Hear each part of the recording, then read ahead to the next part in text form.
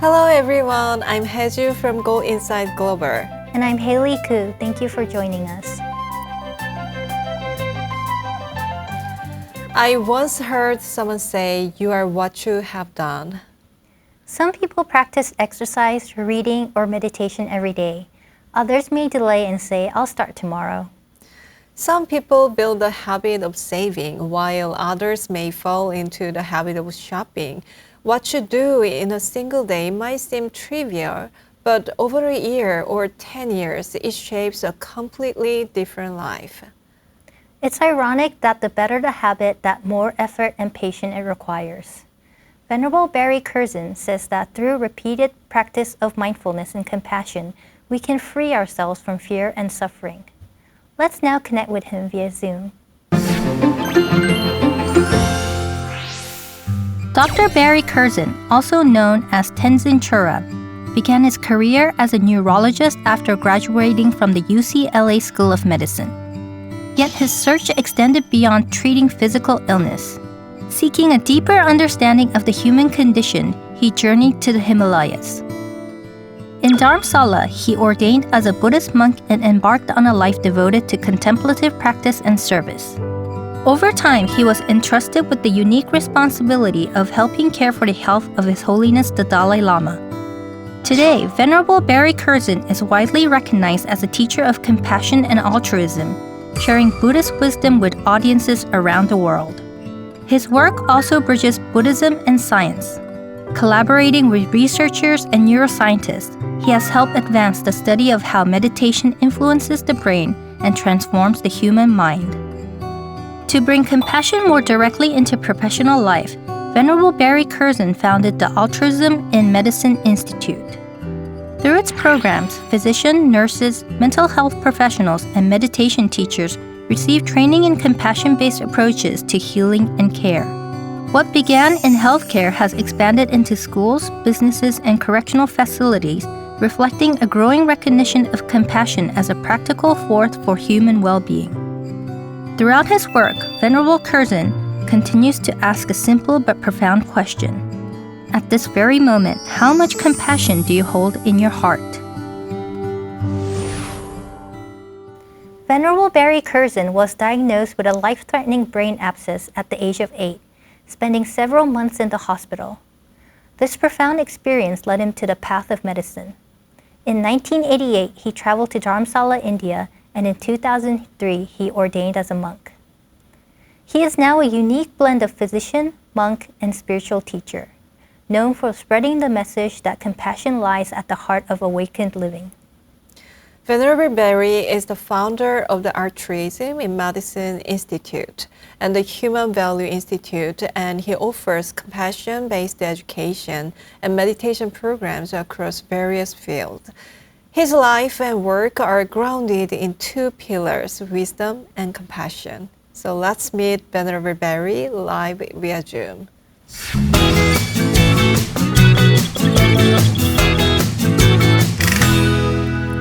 Hi, Venerable Barry. Welcome to Go Inside Global.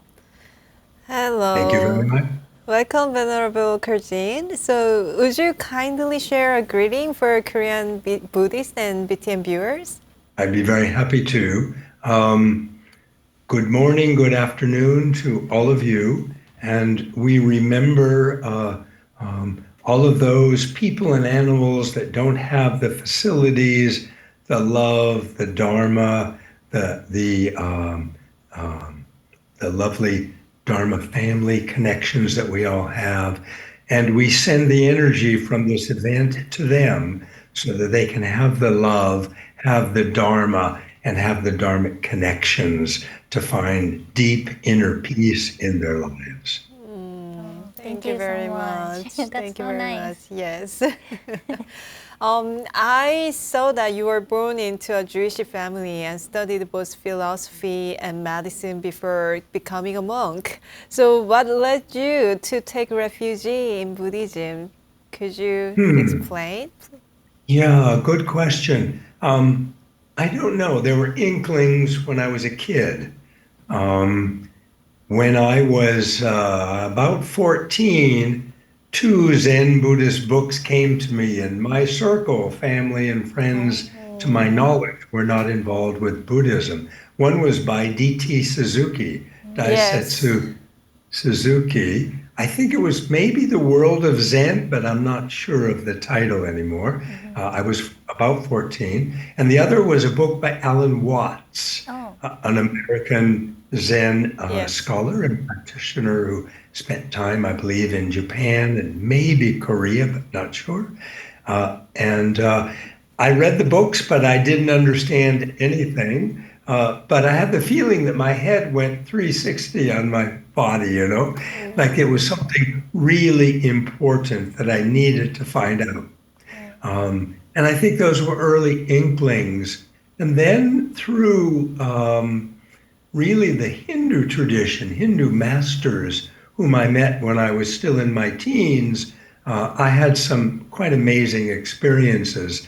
And that sort of drew me, you know, into this Eastern spiritual inner world.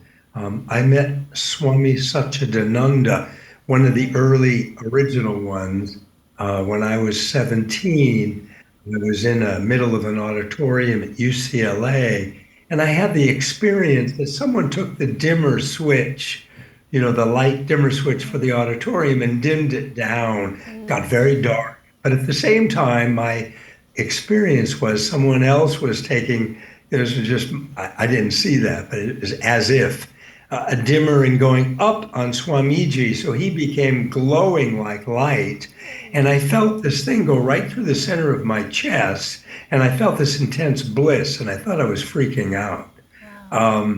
I looked around, and people were just sitting there, you know. So there were a few experiences like that when I was young that, you know, you can't discount them. You can't leave them. You know, they're powerful and they're real because they're your experience, real in that sense. And so those were early things. Then I was a couple years older. I did a 1-month Annapurna circuit trek in Nepal. And when that was done, some people said, "Oh, aren't you going to Kopan Monastery? There's a course on," and I knew nothing about that. And I said to myself, okay, just go over and check it out.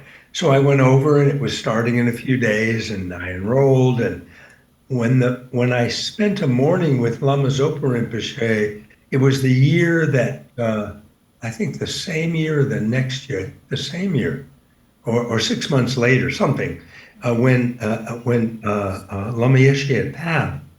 And Lama Zopa Rinpoche was giving a talk on shunyata, and it was in the morning. And I went on the roof for lunch. At that time, Kopan was very, very simple. Now it's built up. But and I went up and literally a notched kind of log to get to the, and I was dangling my feet eating my lunch, and I had this hallucination. I saw a Native American teepee, and I saw myself walking up the side, and I just knew the reason was I was trying to figure out what was inside of me, a berry. And I saw myself get to the top, look inside, and I can still see right now what I saw then was there was nothing inside the teepee. And I kind of freaked out. I started shaking, my heart was pounding out of my chest, breathing very fast. And there were a couple other people on the roof, and they came over and they said, "Are you okay?" And I said, "I don't know." And they got me down and laid me down in grass, and slowly it started to, go reduce. A couple of years later, I had an opportunity to ask His Holiness the Dalai Lama about this experience. And he was very happy. He said, "Wonderful, wonderful." But he said, "You went a little too far." He said, "Back up just a little bit." And so that was, looking back, that was really the hook that got me into Tibetan Buddhism. Wow. Wonderful. So Yeah, wonderful. backing up. I know, right? Yeah. So you currently serve as His Holiness's Western physician, and I believe you received ordination from His Holiness as well. How did you first meet His Holiness the Dalai Lama? Yes, well, I'm one of a small team of people that provide care to His Holiness the Dalai Lama. I first met him face to face in the very late 80s. It was at the second Mind and Life Institute meeting. Yeah. And this one was held in California. And I asked his secretary at that time, Tenzin Geshe-la, if I could have a brief, a meeting with him. And it was approved, and it was between sessions. And I asked His Holiness if I kind of told him that I was asking if it was, kind of for permission and advice, both, that I wanted to do a meditation retreat on Shunyata. And he said to me, he looked up for a long time, and then he looked me right in the eyes, and he said to me, Shunyata and bodhicitta 50-50. And again, I had the same feeling, a little different, but some overlap, similarity that I had with that experience I told you earlier. I felt this bliss kind of go right through the center of my chest when His Holiness told me that. This powerful energy, maybe I could say it. I don't know how to describe it. And that's been a motivator ever since, to, not just fall into the wisdom side, but, keep also the compassion side, equally as important to develop.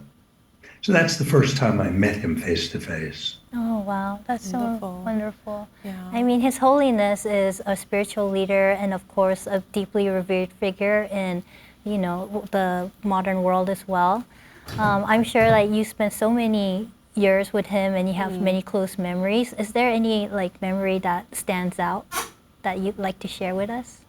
Okay, what just jumps into my mind right now is probably, this was a few years later, in the early 90s, he called me in for some medical advice.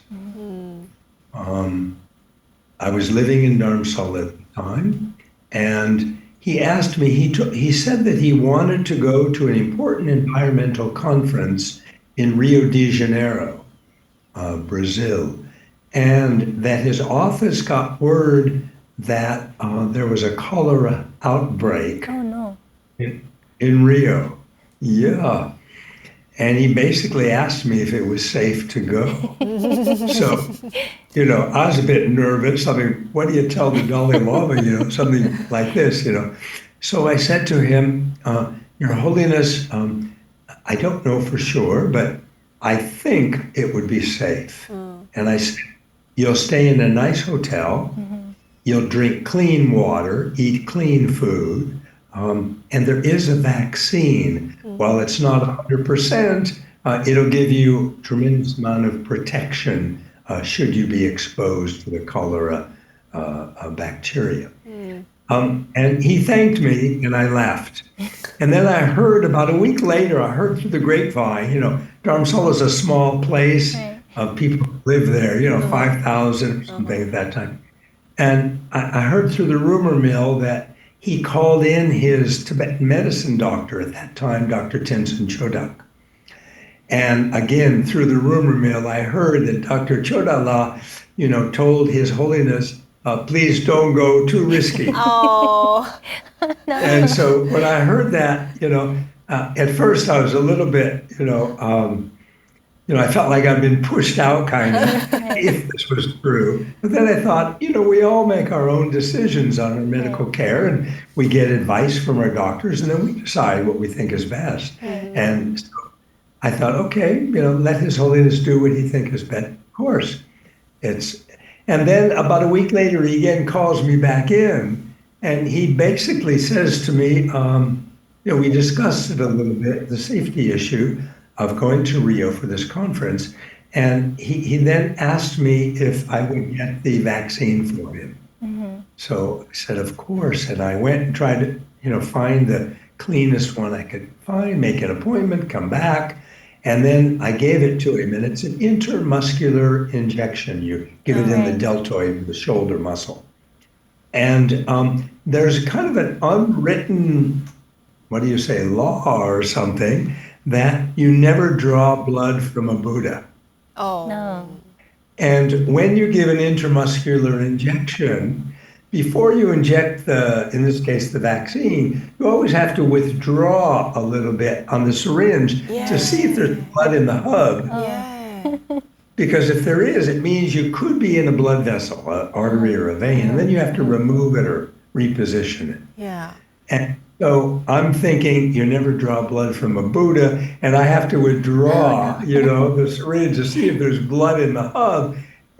And luckily, when I withdrew, a little bit, there was no blood in the hub of the syringe. And so inside I went, I'm not drawing blood from a Buddha.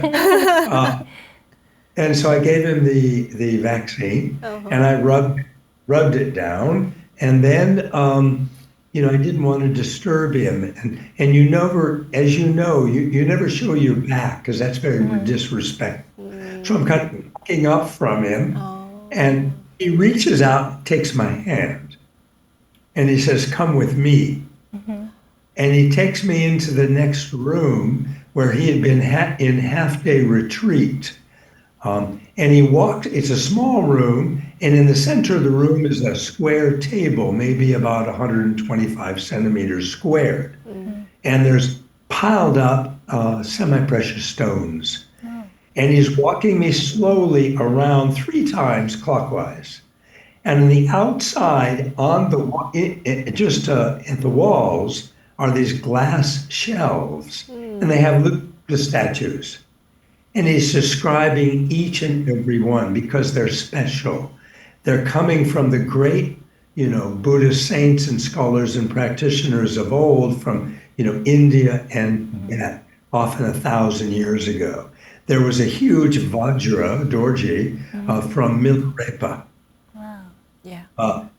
There was a statue from Lama Atisha, Dipankara Atisha, and other great, our lineage lamas, I had probably goosebumps. Anyway, he took me 3 times around slowly, explaining all these statues, and then he drops my hand, tells me to wait.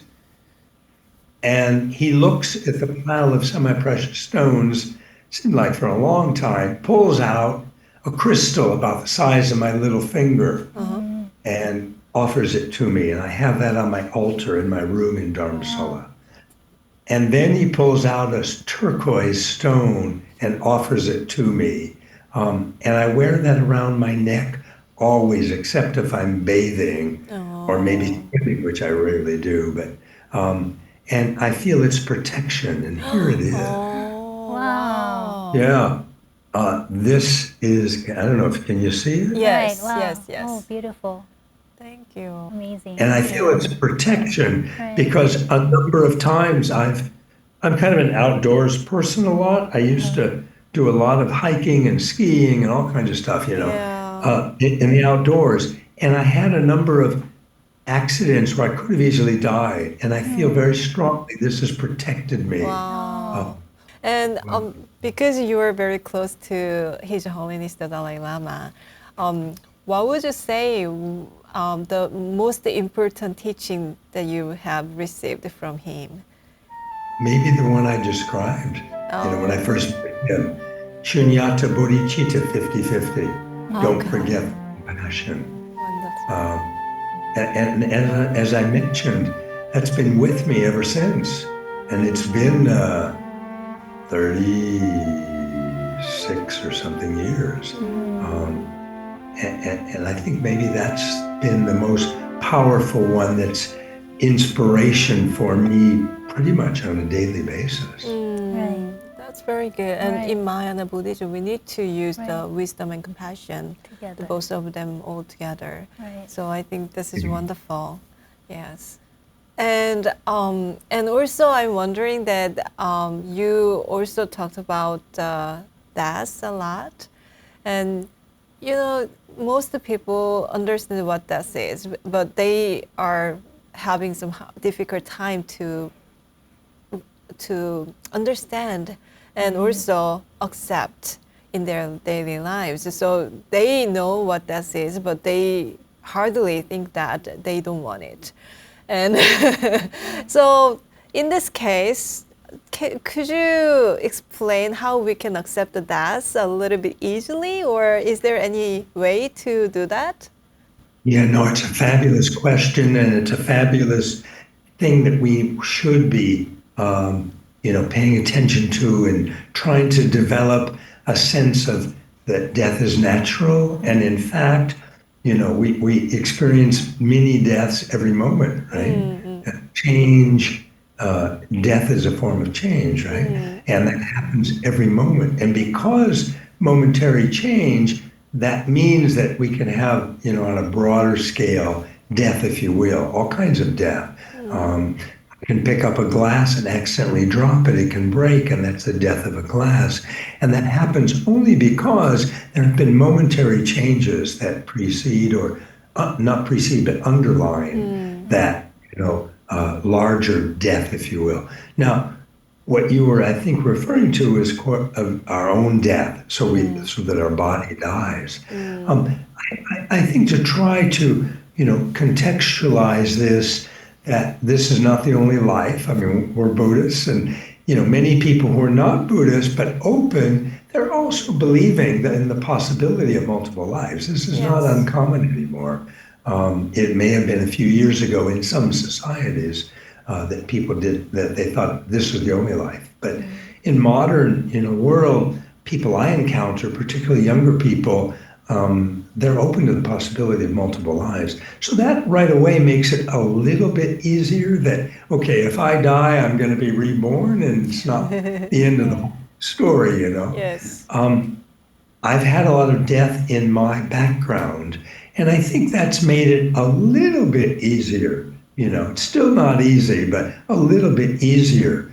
When I was in my 20s, my mother died. When I was in my 30s, early, mid-30s, my wife died. A number of years ago, my baby sister, whom I was very close to, died. And then a number of years before that, my father died. So there's been, and two very dear friends of mine over the years, some years ago, have passed away. So there's been a fair amount of death around me, if you will, family, close friends. And I think that, you see that that's inevitable, when you feel, the pain and the loss, and you see someone going through the last parts of their life and then actually die, it becomes a little bit more in focus. You can't quite as easily run away from it, because it's part of your experience. So I think all those things, and I think the more we do practice, particularly the compassion, but also the wisdom practice, preparing ourselves for our own death, and so all those things I think will help make it a little bit easier. Also to do the things that we think are important, and don't put them off, because we never know when we're going to die. We often think of this invincibility. I'm going to live 10 years, 20 years, We keep thinking that. And yet, we all know people that died younger than we are. Right. So it can happen at any time. So not to put off important things. Go do them best you can. You don't want to die having a lot of regret. I should have done that. I should have done that. I should have done. Try to get your important things best you can done. That's, I think, also helpful. Very good, very good. Right. And I'm wondering that maybe there are some people who are not afraid of death, but there are some people who are afraid of suffering to death, pain to death. So what would you say about that? Or could you be compassionately talking to them, or those who feel afraid of the suffering or pain to death? Right. I mean, for themselves, and also like for the death of the people around them, like what can you offer as a prescription to them? As a physician, I've seen a number of people, many people pass away, die. People don't always die with pain. So remember that. Secondly, pain can be managed, at least to a fair amount. can be titrated so you don't lose the clarity of mind if you're still in a clear mental state when you're close to death. You can receive medications that can take the strong edge off if you are in a lot of pain. And that I've seen quite a bit, done successfully. So I think that's a little bit blown out of proportion. It does happen. I don't mean to deny it, but often people are having maybe some discomfort, some pain, but it's not unbearable, or really not having a lot of pain. And so that's the kind of way I've seen a lot of people die. The part, that you mentioned in terms of other people around you dying, that's a big one because we get very attached to people we love. And when they die, we have a often very intense grieving. We miss them deeply. We feel that part of us has actually died. And the symptoms are often very similar to a moderate or even severe depression that we can go through for months, even a couple of years after a close one dies. As we do more Dharma practice, what I found with people whom I know that have experienced that, and also in my own life when people have died, and it's been more recent. So there's some Dharma practice that I've already been doing quite a bit actually. It doesn't last as long and it's not as strong. You miss them and you sometimes feel the pain, but it really fluctuates. It's not something just constant. If you watch it closely, you'll see. Sometimes you'll even start to remember really happy times together. When I was young and I lost my wife and my mother both, I was in my 20s, early 30s. It was much harder for me. It took several years before I could remember, have images of happy times and remember the happy times. But then when people have passed, when I was a little older and have practiced Dharma for a longer time, then it was, of course, painful, but also there was something, it was bittersweet, there was, part of it was always the memory and the fondness of being with the person. And in some ways, of course, their physical body died, but they were still kind of there, You still feel them, feel their presence, and, feel the lovely times that we've shared and the love we've shared. So with Dharma practice, I think it becomes quite a bit easier facing your own death and also the death of those close ones around you. Thank you so much. That's very helpful. Right. Also, besides death, I know a lot of people in this modern world, they feel stressed and anxious as it is. What kind of prescription can you offer to the people in the modern world who feel much anxiousness? Yeah, I tell them to chill. Good answer. Yes. It's not a big deal. I teach meditation a lot, of course, and part of the meditation, or one aspect, if you will, is what I call mindfulness with a capital M. And basically it's presence, being present, so you're not in the past, not in the future. So therefore you're not thinking, right? Because when we think, we're out of the present, we're in the future or the past. So you're in the present, you're not thinking, and then just turn the attention inward. What am I thinking? What am I feeling? And to try to do that, cultivate that habit. And then when you notice that you're anxious, you notice that you're stressed, you notice you're out of balance, then we teach different kind of breathing techniques. Then we teach, meditation. We teach compassion. You can always flip it. You can always kind of externalize it to all those others that are stressed and anxious and send them, whatever they would need to chill. And when you do that, send it to yourself also, right? Yes. Right. Thank you.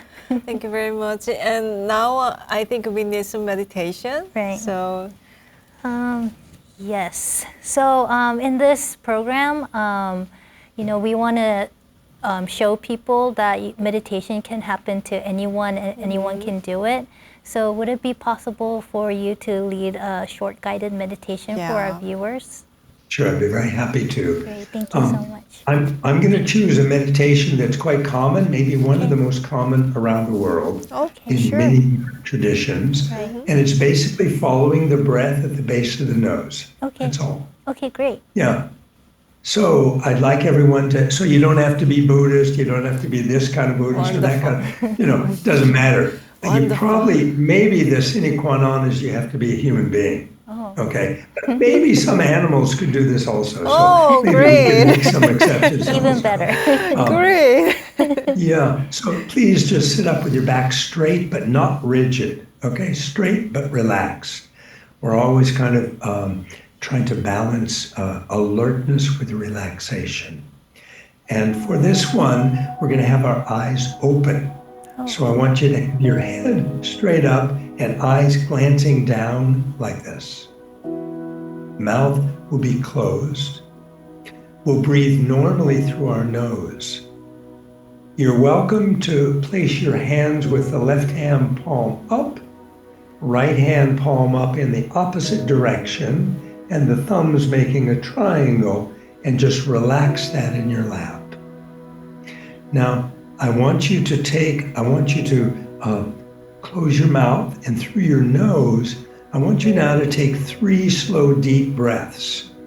While you do that, concentrate here at the base of the nose and try to focus on that feeling or sensation of the air that's passing at that point, at the base of the nose, as you breathe 3 times, slow, deep, in and out. Please go ahead.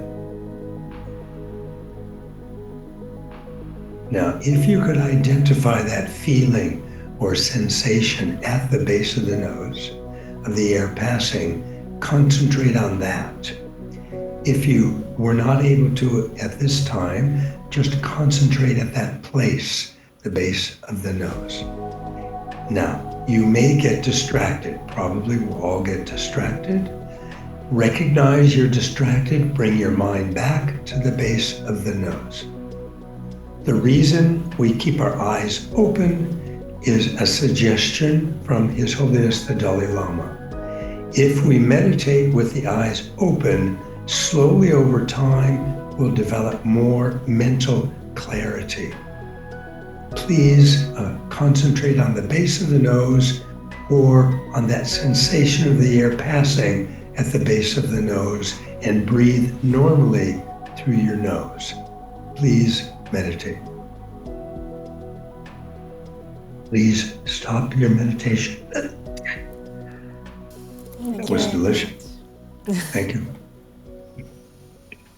Thank you very much. Opening the eyes is a new sensation almost. Yes, yes, yes.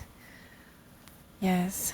Usually I close my eyes, and I think that's what I was taught by a lot of the monastics. So opening the eyes was something very new. I mean, I do feel a little bit more clarity, I feel. Yeah. So thank you. Nice, thank you. For those of you that do continue to meditate with your eyes open and glancing down, you might choose a place or put down something that's plain, that's in your visual field, so you don't have to struggle with shape and color. It makes it a little bit easier. Right. It kind of helped that our table here was white and there was like a small dot. So I was focusing on that a little bit. Anchoring to the dot.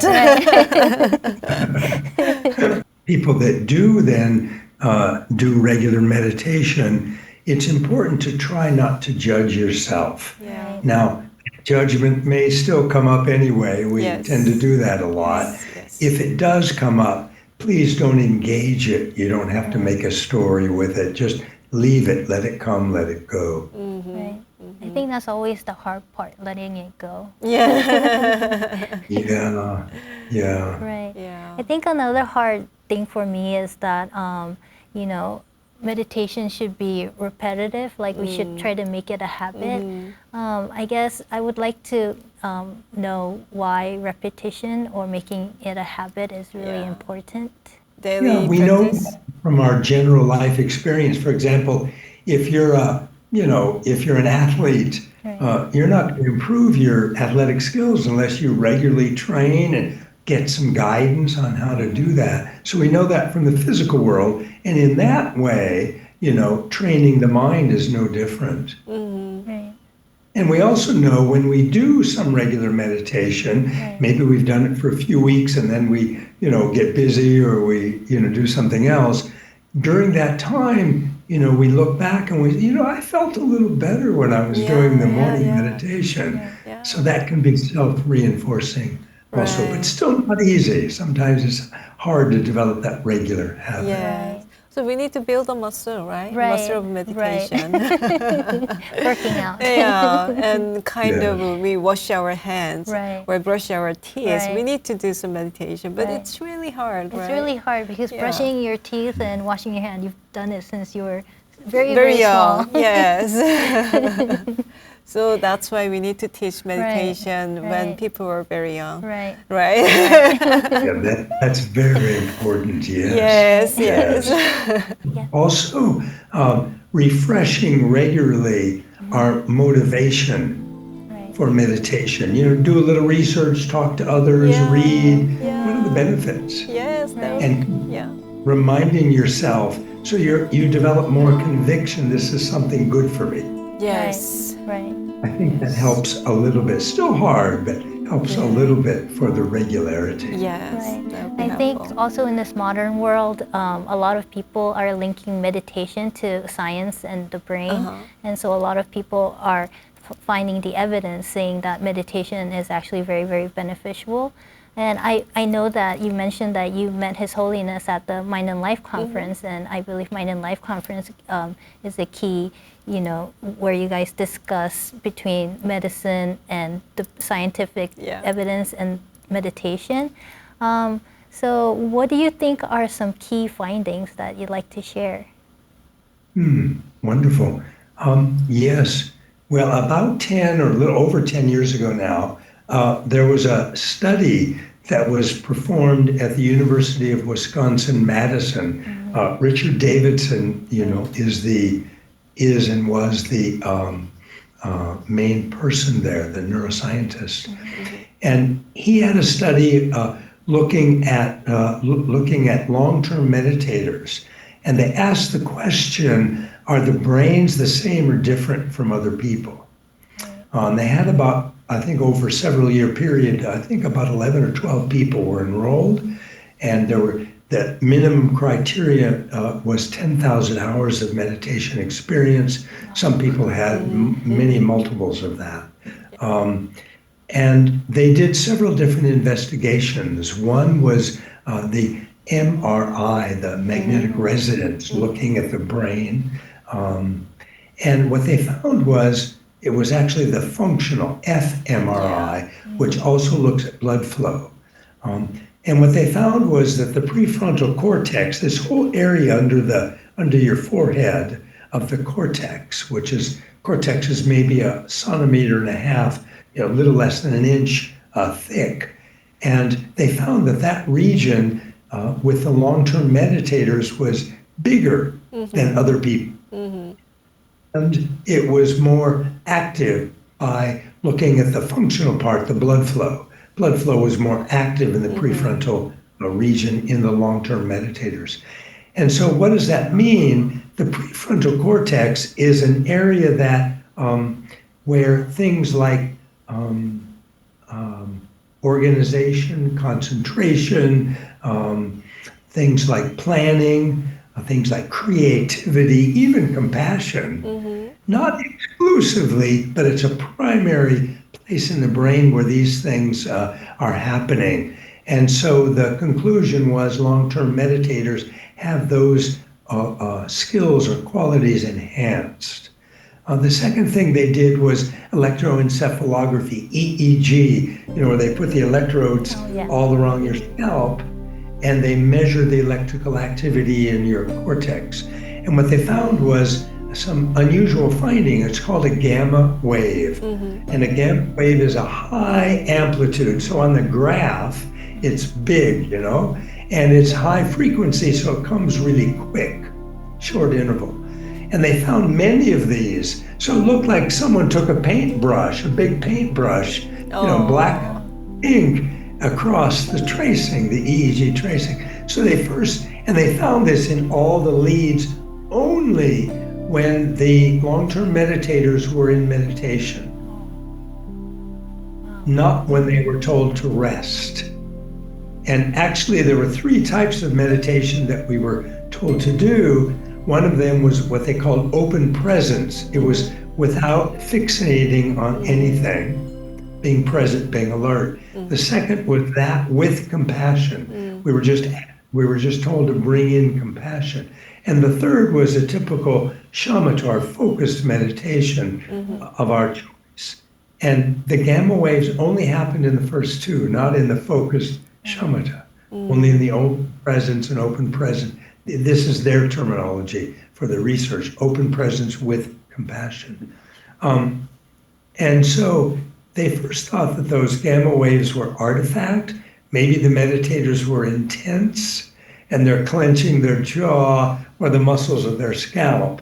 And they did a lot of work to factor that out. It's actually coming from the cortex. And so they believe that these bursts of gamma throughout the cortex during meditation in the long-term meditators means synchronicity, that the different neural networks are in communication across the cortex. This is new stuff. It's not a neurology textbook. It's been published many, many times in the PNAS, the Proceedings of the National Academy of Sciences and Science, some of the most, or the most prestigious English language science journals.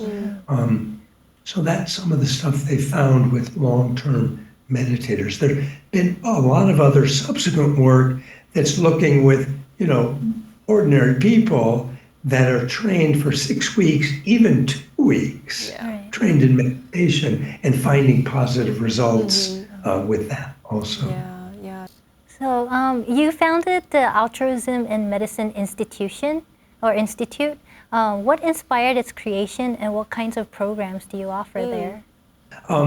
It's now about 10 years old, and it was inspired, I guess, indirectly, originally by His Holiness the Dalai Lama. About 17, 18 years ago, we were leaving Mayo Clinic in Rochester, Minnesota, where His Holiness the Dalai Lama used to get his annual medical checkups.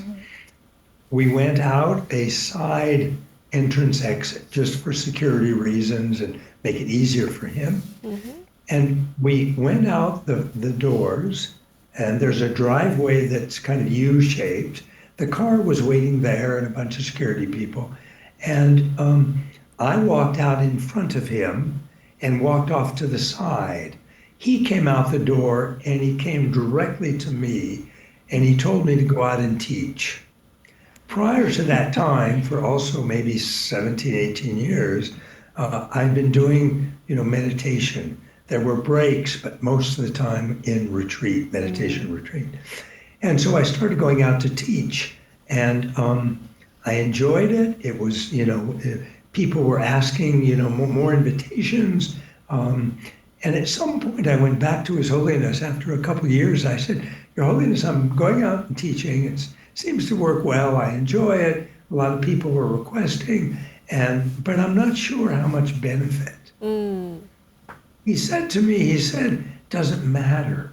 He said, you do the best you can, and that's good enough. And that was tremendous help for me. Yes. And so I continued to teach, and a number of friends said, if you want to ramp this up a little bit, be of more benefit to more people, maybe we could bring a few people in and form a group, form an organization. And that's how Altruism in Medicine Institute started. And that was 10, 11, I think about 10 years ago. And so the programs we do were primarily education-based. We teach. We teach in many different venues. So for example, I'm in London right now. The last 3 days, I had very full days from morning till, well into the evening, teaching at DeepMind Google here in Japan, which is one of the premier AI groups in the world. We've been doing that for several years, and that's very, very rewarding. They seem to get stuff out of it, so they keep inviting back. What we teach is basically compassion. And the way we approach it often is the 6 paramitas, the 6 perfections, as I briefly mentioned earlier. Yes. So we teach those things quite a bit. Also, forgiveness and generosity, forgiveness and gratitude. Yeah. Right. So this is our last question. And even in an age of great material abundance, so many people suffer from depression, anxiety, and stress. So to live a happy and healthy life, what is one practice you believe we should do every day? It's simple, but not so easy. Train yourself to, on a regular basis, think about the welfare of others. To a little bit take a break from this self-narrow perspective and open it up. Just think about, having concern for the welfare of others. When you identify some of your own struggles, and we all have struggles, remember that everyone also is having struggles. Yes. And I think that puts a little perspective on what we often narrow focus down on and have these high self-expectations and worry, and we don't spend a lot of time in the present moment generally, and so we have a lot of anxiety. So I think that helps, opens it up a little bit. Remember that others are also struggling. Yeah, that's great. So that's kind of a the sunyata plus compassion. Bodhisattva. Yes, so we need to cultivate compassion and wisdom. Together, 50-50. Together. Yes, 50-50. Okay, thank you very much, Right. Venerable, Thank for you your so much time for and your your time. presence here today. Right, we learned so much. Yes. Thank you both very much, and thank you very, very much. Thank you so Thank much, you so Venerable. much. Thank Please you very keep in much. touch, and please come to Korea and BTN again. Yes.